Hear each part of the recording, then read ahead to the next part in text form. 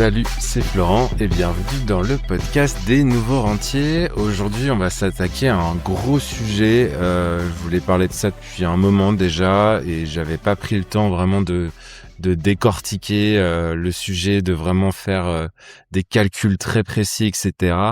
Donc j'ai appelé ça, le podcast du jour, j'ai appelé ça PER, l'arnaque fiscale que personne ne t'explique. On va faire notamment des simulations chiffrées sur 20 ans pour comprendre ce que tu récupères vraiment à la fin quand tu mets en place un PER. Donc pour information, PER, c'est plan épargne retraite. Donc on va parler beaucoup chiffres dans ce podcast aujourd'hui pour que tu puisses vraiment bien comprendre les intérêts et les inconvénients de mettre en place un PER. Donc pour faire ce podcast, en fait, je me suis posé une question que personne se pose finalement, parce que tout le monde parle de l'avantage fiscal à l'entrée du PER. Par exemple, si tu es sur un taux marginal d'imposition à 30%, bah tu défiscalises 30%. Donc c'est un peu magique, mais personne ne te parle de ce qui se passe vraiment à la sortie de ton PER. Donc aujourd'hui, on va décortiquer avec des vrais chiffres combien tu récupères vraiment en net dans ta poche après impôt. Pas des concepts vagues, mais des vrais euros, de la monnaie sonnante et trébuchante, comme on disait, il me semble.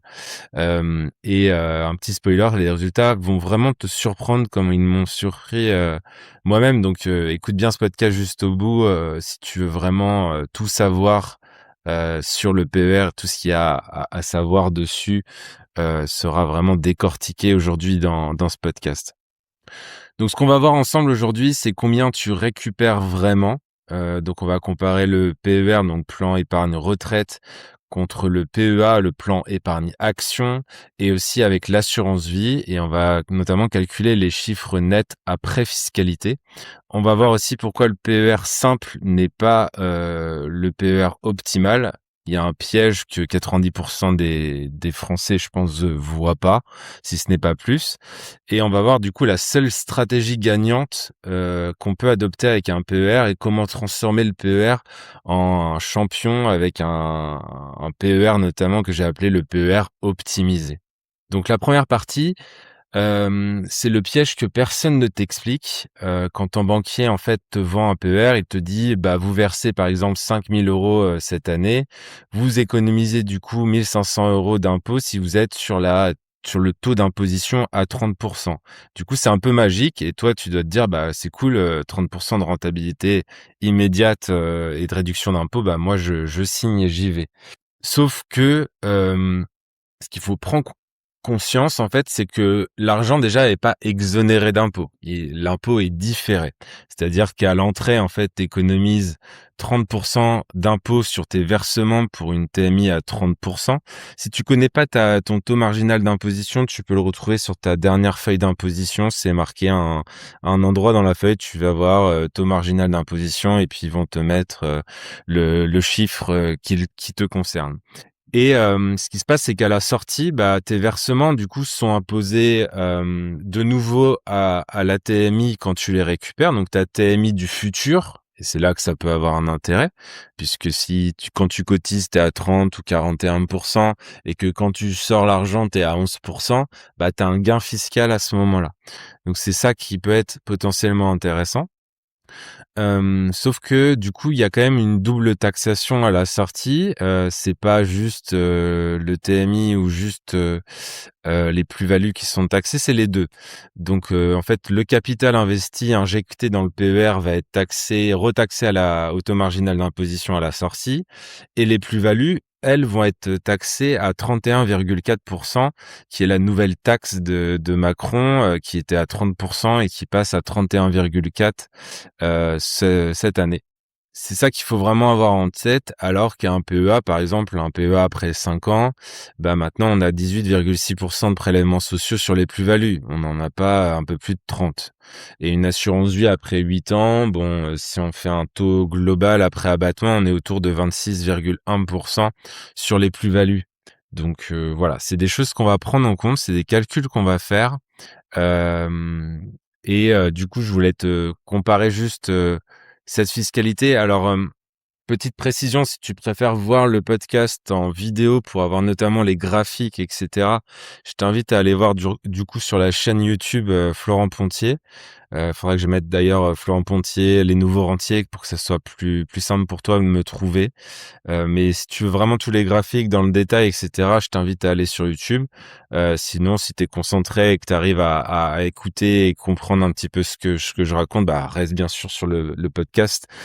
Tu vas quand même apprendre plein de choses, même si t'as pas la vidéo. Hem donc, bien comprendre aussi, la fiscalité, comme je te disais, c'est le PEA qui va être plus intéressant fiscalement avec, juste les prélèvements sociaux après 5 ans d'ouverture. Ensuite, on a l'assurance vie qui va être autour de 26,1 et le PER, ben, on va te reprendre ta TMI à la sortie et on va t'imposer les plus-values à 31,4.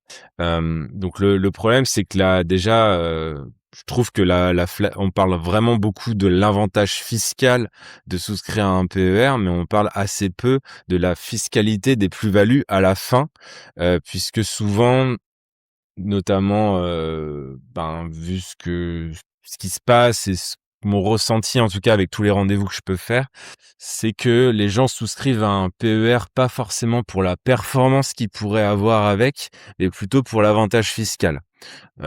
Et dans ce cadre-là, ils estiment que même, enfin, juste l'avantage fiscal, ça va être potentiellement intéressant. Donc on va parler de ça, on va vraiment rentrer dans le détail. Juste pour te refaire un petit détail, par rapport à ta TMI quand tu souscris un PER, c'est que en fait, si tu es sur la TMI à 30 et que voilà, tu verses, 5 000 € comme mon cas tout à l'heure, mais en fait, il va y avoir 30 de ces 5 000 € qui vont être récupérés en impôts. C'est-à-dire que l'État va te remercier de mettre de l'argent de côté et va te déduire ça de tes impôts. D'ailleurs, tu retrouves aussi, dans ton avis d'imposition, les plafonds PER que tu as pas utilisés et sache que si tu les as jamais utilisés, tu peux utiliser les 3 derniers plafonds des 3 dernières années. C'est ce qui est marqué, sur ton avis d'imposition et tu auras les montants exacts te concernant.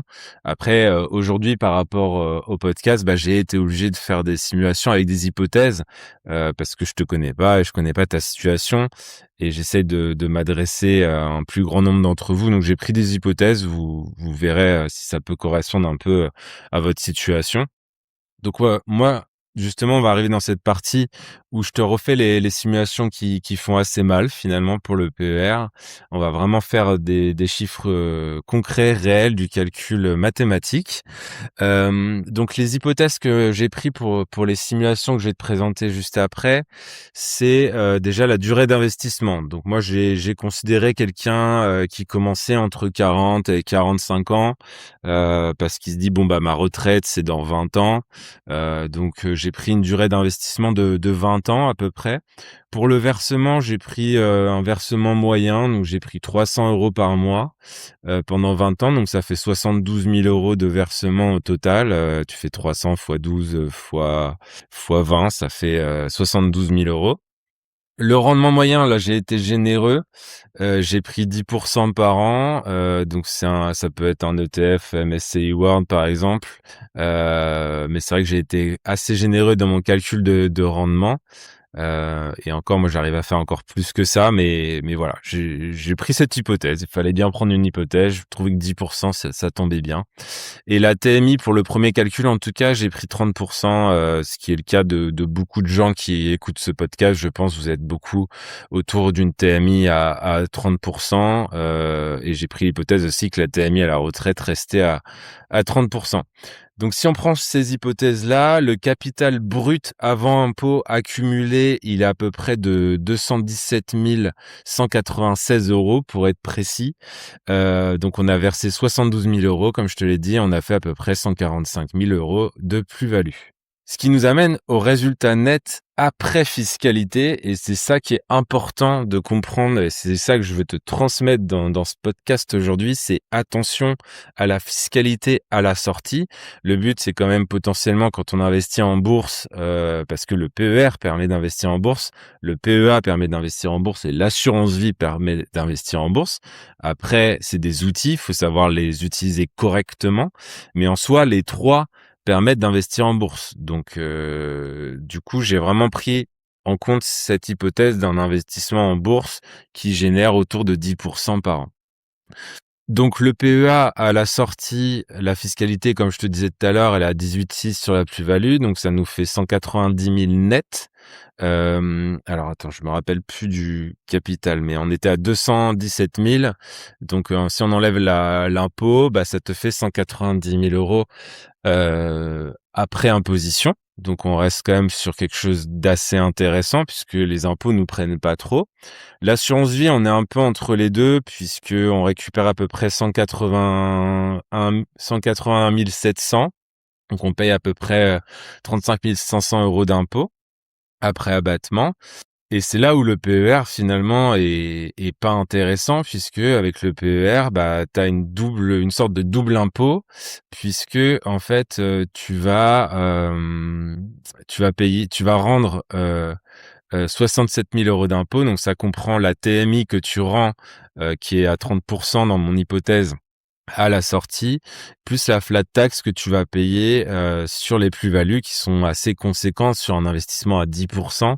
Forcément, la plus-value, elle est assez conséquente, elle est même plus conséquente que le versement puisqu'on a versé 72 000 et on a gagné 145 000. Donc du coup, la plus-value et la taxation sur la plus-value, elle a un impact significatif et c'est ça que je veux te faire comprendre. C'est que là, dans l'exemple qu'on prend, c'est qu'il y a 40 000 euros d'écart entre un PER et un PEA pour le même effort d'épargne mensuel et le même rendement. Donc, j'ai pris même effort d'épargne, même rendement. Donc voilà. Et après, on va parler du fait d'avoir une TMI qui va être plus basse à la sortie parce que pour l'instant, j'ai pris à TMI égale. Donc la seule stratégie qui sauve le PER, comme je te disais, l'économie d'impôt à l'entrée, si on prend notre hypothèse à 300 euros par mois, ça va être 30% de 300 euros par mois, donc ça fait 1080 euros par an qui reviennent sur ton compte indirectement puisque c'est une économie d'impôt. Donc sur 20 ans, ça fait à peu près 21 600 euros d'économie d'impôt. La question crucial pour moi à se poser quand on investit avec un PER, c'est qu'est-ce que tu fais de cet argent que tu as gagné quelque part, que tu n'as pas donné aux impôts? Et c'est cette question à laquelle il va falloir que tu répondes pour que tu puisses comprendre l'intérêt du PER. Et là, on va du coup parler du PER optimisé. Donc, tu as compris, le PER simple, bon, tu as une économie d'impôt, mais finalement, cette économie, soit tu la dépenses puisque t'améliores un petit peu ton pouvoir d'achat. Donc, je sais pas, tu pars en vacances, tu te payes quelques petits trucs sympas dans l'année, ou tu t'achètes un nouveau smartphone ou je ne sais quoi. Donc, dans ces cas-là, bah, l'économie d'impôt, elle va rien faire. Et du coup, là, c'est le calcul que je te disais, c'est-à-dire qu'on a atteint à peu près 150 000 euros après imposition. Donc, tu perds 40 000 euros à la fin par rapport au PEA. Un scénario 2, que j'ai appelé PER optimisé, c'est que chaque année, en fait, au lieu de rien faire de cette économie d'impôt, bah, tu la réinvestis. Et là, tu peux la réinvestir, par exemple, sur un PEA qui va avoir une fiscalité plus intéressante que le PER. Donc, si on reprend du coup ces 1080 euros par an investis à 10% pendant 20 ans, et bah là, ça te fait 68 000 euros bruts en plus, donc 59 000 euros net après fiscalité sur le PEA. Et donc là, tu te retrouves avec un capital à la fin qui va être supérieur à ton effort d'épargne que tu aurais fait avec ton PEA ou ton assurance vie, puisque tu te retrouves avec 209 000 euros à peu près après impôt, contre 190 000 sur l'hypothèse PEA. Donc c'est là que ça peut devenir intéressant potentiellement de souscrire un PER avec cette vision où finalement l'économie d'impôt qu'on calcule, on la réinvestit par exemple sur un PEA ou pourquoi pas une assurance vie. Et donc c'est là aussi qu'on peut du coup avoir un double effet qui se coule un peu. Et c'est ça qu'il faut avoir en tête quand on pratique le PER, parce que si on pratique vraiment le PER simple, autant faire, du PEA ou de l'assurance vie, quoi. On peut choisir, de finalement cette économie d'impôt, ne pas la réinvestir, mais il faut je te fais ce podcast pour que tu aies vraiment les tenants et les aboutissants pour prendre les meilleures décisions sur ton patrimoine, sur la gestion de ton patrimoine aussi. Donc le classement final, c'est quoi? C'est que le numéro un, ça reste forcément le PER optimisé, puisque tu réinvestis ton économie d'impôt, donc tu doubles un petit peu, cet effet qui se coule. 2e du classement, ça va être le PEA seul avec 190 000 € net. 3e, assurance vie avec 181 000 € net et PER simple en dernier, finalement avec 150 000 € net. Donc c'est un peu le piège fiscal. On te tend une petite carotte fiscale, mais au final, à la fin, sur 20 ans, il y a des écarts qui se creusent, qui sont assez significatifs. Il y a quand même 40 000 € d'écart, je te disais, entre le PEA et le PER. Donc le PER, c'est pas simplement un produit d'épargne, c'est ça qu'il faut avoir en tête, c'est un outil d'optimisation fiscale. Et ça nécessite du coup une stratégie très claire quand tu choisis de mettre en place un PER. Et sans stratégie, en général, tu vas perdre de l'argent. Alors qu'avec une bonne stratégie, tu peux gagner de l'argent et même plus, pourquoi pas, qu'un PEA tout seul. Donc voilà, c'est ça que je voulais déjà te montrer. J'espère que déjà ça te fait réfléchir un petit peu en fonction de ce que tu es en train de faire, si tu as un PER ou pas. Et pourquoi pas refaire des calculs de ton côté. Je te proposerai aussi à la fin de ce podcast d'autres solutions si tu veux qu'on étudie ça ensemble pour ta situation personnelle. Maintenant, on n'a pas du tout je voulais complexifier en fait, au fur et à mesure. C'est pour ça que j'avais pas abordé, l'aspect réel du PER. C'est-à-dire que l'intérêt, c'est que la TMI, au moment où on est à la retraite, en théorie, comme on a une baisse de nos revenus à la retraite, notre TMI baisse aussi. Donc potentiellement, si je suis à 30 quand je suis dans la vie active, peut-être que mes revenus vont baisser à la retraite et que je me retrouverai à 11 sur ma TMI à la retraite. Et dans ces cas-là, ça peut être intéressant. En tout cas, c'est peut-être la question que tu te poses. Et c'est comme ça qu'on te le vend en général. Alors, du coup, la réponse, elle est oui et non. C'est-à-dire que sur une TMI qui rebaisse à la retraite, va y avoir un gain un peu plus important. Mais le PER simple, en tout cas, reste derrière le PEA et l'assurance vie. Pourquoi? Parce qu'il y a la flat tax de 31,4 sur les plus-values et ça change pas et du coup l'intérêt que tu gagnes, c'est sur, les rentes que tu as versées, en fait. Donc du coup, comme les plus-values ici sont assez significatives, ça va pas non plus, créer un énorme décalage puisqu'on passe de 150 000 € après imposition à, 164 000 € après imposition. Donc on gagne 14 000 €, mais on reste en dessous des 190 000 € du PEA après imposition ou des 182 000 € de l'assurance vie après imposition. Donc, tu as ce mécanisme fiscal qui se met en place, mais pour le coup, c'est pas suffisamment important pour être intéressant. Et ce que je voulais rajouter, du coup, c'est que sur le PER optimisé, où tu as compris, tu réinvestis ton gain fiscal, là, tu passes de 209 à 223. Donc, c'est le meilleur gain fiscal après imposition. C'est de faire ça, mais il faut avoir la discipline, du coup, de réinvestir son gain fiscal, ce qui n'est pas forcément le cas de la majorité des gens et peut-être de toi si tu écoutes ce podcast aujourd'hui. Donc un des seuls cas finalement où le PER simple devient compétitif, c'est potentiellement qu'on a une TMI très élevée aujourd'hui, c'est que tu peux être à 41 ou à 45 de TMI actuellement et que ta TMI baisse vraiment réellement à la retraite, ce qui est difficile à estimer puisque peut-être que tu auras fait des investissements locatifs par ailleurs ou tu auras plus d'emprunts, qui vont se rajouter à ton revenu en complément de ta baisse de retraite. Donc, c'est quand même des choses à avoir en tête. C'est que, peut-être que ta TMI finalement va pas tant baisser que ça, à la retraite. Ou alors, une hypothèse aussi où ça devient compétitif, c'est que, tes plus-values, elles sont faibles. Et dans ces cas-là, en fait, l'écart de TMI, gagne puisque tu as pas fait beaucoup de plus-value et du coup, l'impôt sur la plus-value est pas significatif. Donc, le problème, c'est que si tu en es là, désolé de te dire, mais c'est que tu as une stratégie d'investissement de merde, en fait, avec ton PER si tu fais pas de plus-value. Ce qui est d'ailleurs le cas de la majorité des gens que j'ai, en rendez-vous aussi avant de travailler avec moi. En général, les taux, qu'ils arrivent à avoir sur que ça soit les assurances vie, les PER et même les PEA sont quand même assez bas.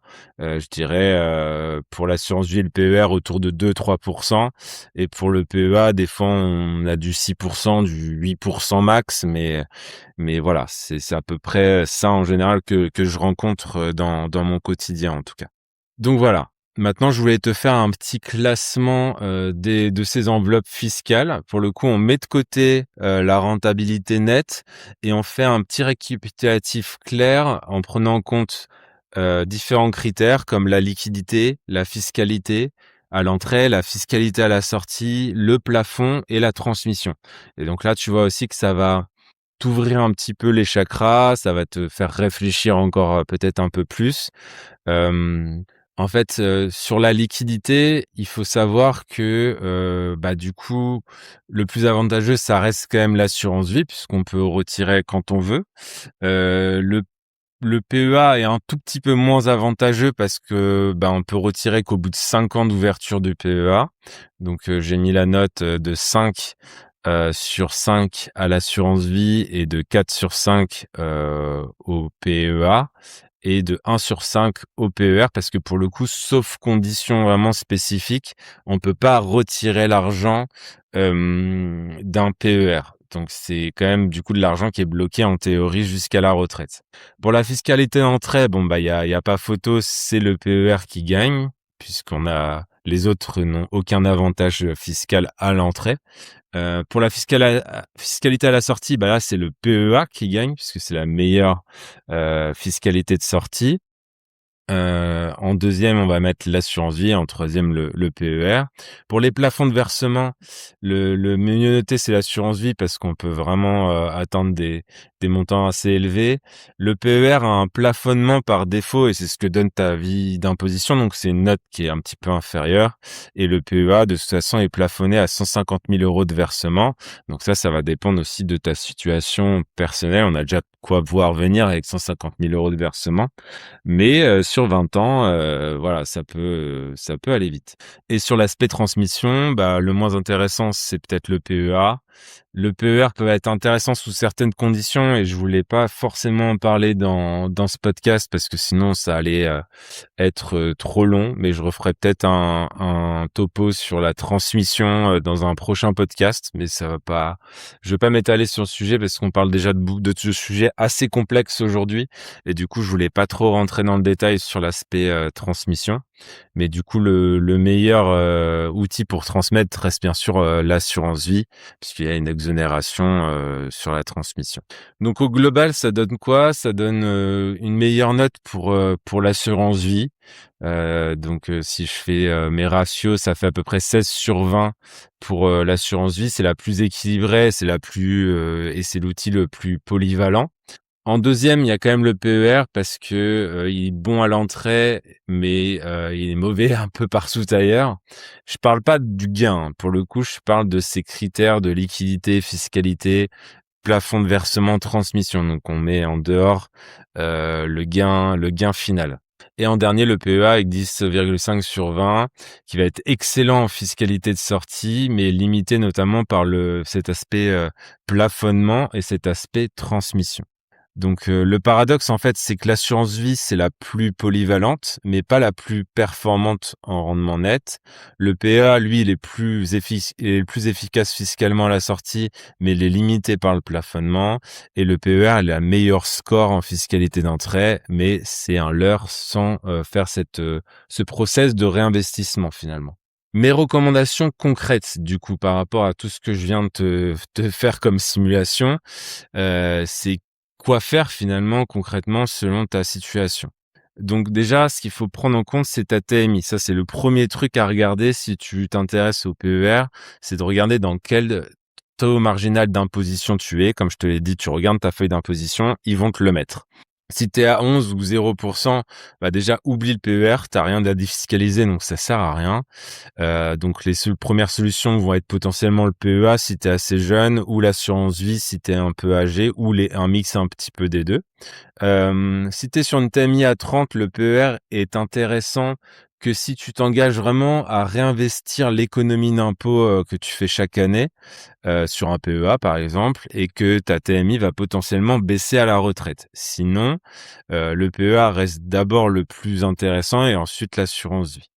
Sur une TMI à 41% ou à 45%, c'est là que le PER, à mon sens, commence à être intéressant. L'économie d'impôt, là, va être assez importante au début et le différentiel avec ta future TMI sera probablement aussi plus important. Tu as plus de chances de repasser quand tu es à 41 ou à 45, tu as plus de chances de redescendre à 30 que quand tu es à 30 de redescendre à 11, en fait. Donc, c'est là où ça devient intéressant.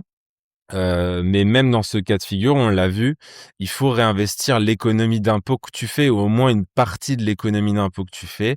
Sinon, bah, en fait, tu vas perdre vraiment l'avantage du PER à cause de la fiscalité, notamment à la sortie. Donc, l'ordre de priorité que je recommande, du coup, c'est déjà dans tous les cas, de toute façon, d'avoir une épargne de précaution, 3 à 6 mois de dépenses en sécurité sur un livret A, un LDD, un PEL, surtout livret A, LDD, si tu peux. C'est les premières poches à remplir. Ensuite, rembourser tes crédits conso. Avant de parler de PER, déjà, il faut vraiment assainir ses dettes. Donc, éliminer toutes les dettes que tu peux avoir qui coûtent de l'argent. Ensuite, potentiellement ouvrir un PEA pour acter la date fiscale du PEA qui est à 5 ans, la date d'anniversaire. Donc, tu ouvres ton PEA, tu mets 10 ou 100 euros dessus et au moins, tu as acté ta date d'anniversaire et tu verras ce que tu en fais dans un deuxième temps.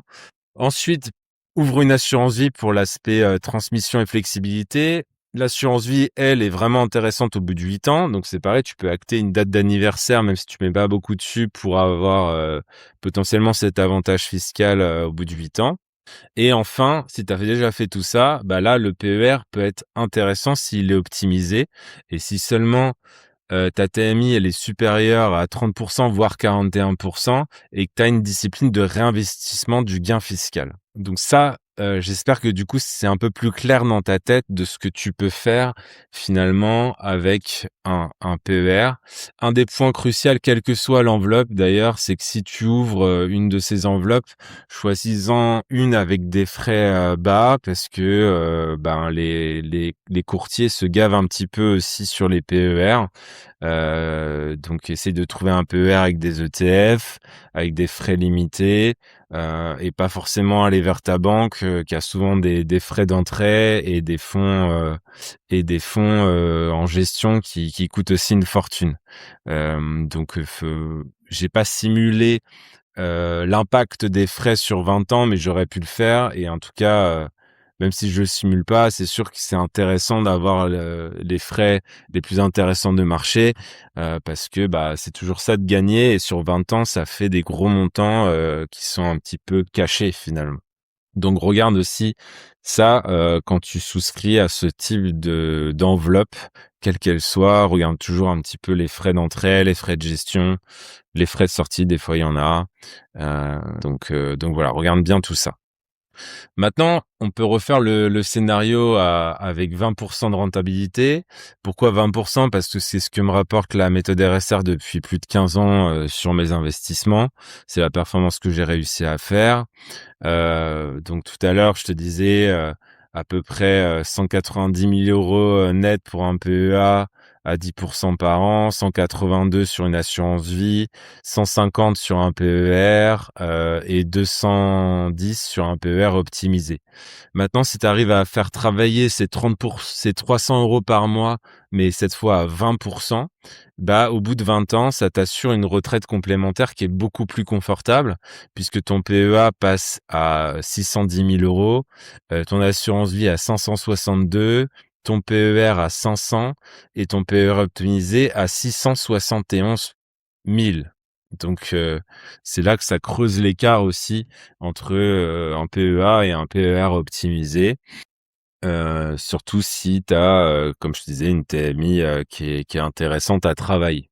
Donc voilà, du coup, si tu veux apprendre et comprendre comment j'arrive à générer ce type de rentabilité, tu auras un lien sous la description de ce podcast ou de cette vidéo YouTube qui te renverra vers une formation offerte où je rentre un petit peu plus dans le détail sur mon parcours d'investisseur, sur comment j'ai réussi à créer cette méthode RSR.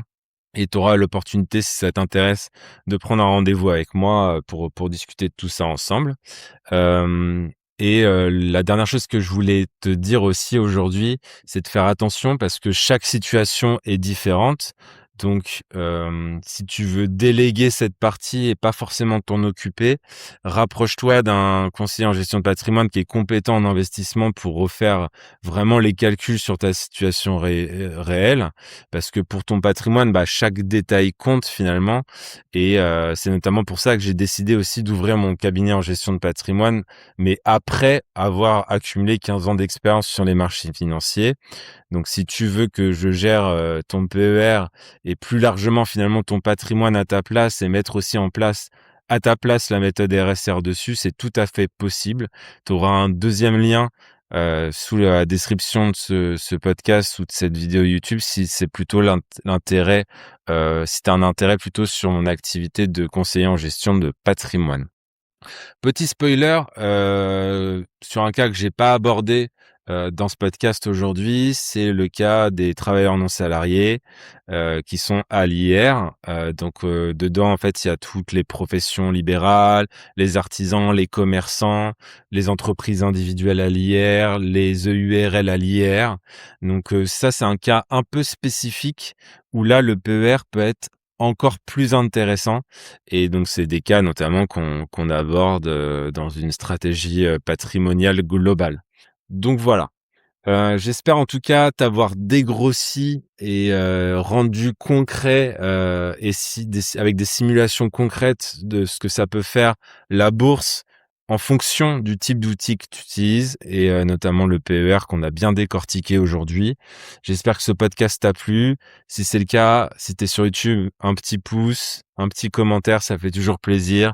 Si t'es sur Apple Podcasts, Spotify, Deezer, bah tu peux me mettre une petite note, parler du podcast des nouveaux rentiers autour de toi et comme ça faire connaître tout ça à ton entourage et puis pourquoi pas discuter ensemble très bientôt si tout ça t'intéresse et si tu te dis que c'est l'année où tu reprends en main les choses et que tu reprends en main ton patrimoine et que t'en as marre de voir l'argent dormir sur des assurances vie qui marchent pas, sur des livrets A qui rapportent de moins en moins, sur des PER mal gérés. Voilà, tu sais où frapper si tu as besoin d'aide et si tu as besoin d'aide par rapport et de recul par rapport à ta situation actuelle. J'espère en tout cas t'avoir donné le goût et l'envie de mettre le nez là-dedans et de reprendre en main ton patrimoine. Et moi, je te souhaite une bonne journée, une bonne soirée, une bonne matinée, un bon sport, une bonne vaisselle, je sais pas quoi. Et je te dis à très bientôt pour un nouveau podcast sur l'investissement et le patrimoine. Allez, ciao, ciao, ciao.